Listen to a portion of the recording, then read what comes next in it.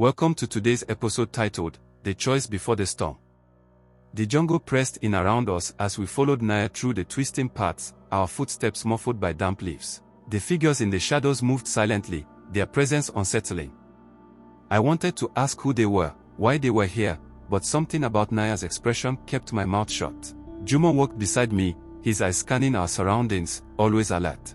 Ayo stayed behind us, her knife still in her hand. We didn't trust this, not yet. After what felt like forever, Naya finally spoke. You shouldn't have come back. I clenched my jaw. We didn't have a choice. She glanced over her shoulder, her eyes sharp. You had a choice. And now, you've made everything more dangerous.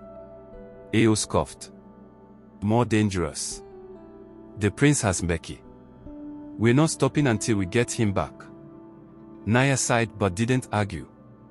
Instead, she picked up the pace, leading us deeper into the trees until we reached a small clearing. At the center stood a large rock, flat and wide like a table. Torches flickered around it, casting eerie shadows. The figures who had followed us stepped forward, finally revealing themselves. They weren't soldiers. They weren't bandits. They were villagers. Men and women, young and old, their faces hardened, their eyes filled with the same desperation that burned in our chests. What is this? Juma asked. Naya faced us. This is what the prince fears the most. I frowned. A group of villagers. A voice spoke from the darkness. Not just villagers. A man stepped into the light. His face was scarred, his eyes sharp. He looked at us, then at Naya. You didn't tell me they were coming. They didn't tell me either, Naya said coolly. The man studied us for a long moment, then nodded. If you want to save your brother, you need more than courage. He turned to the others. It's time. The villagers murmured among themselves, then slowly stepped forward. Some had bows, others held spears. A few had nothing but their bare hands. Yet the way they stood, the way they looked at us, sent a shiver down my spine. We've been waiting for this night, the man said. Waiting for the moment to strike.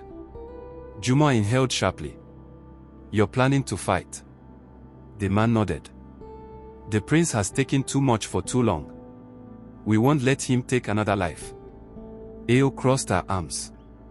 And what if we fail? Naya's eyes locked onto mine. Then we die trying. I swallowed hard. We had come for Meki. But this was bigger than us.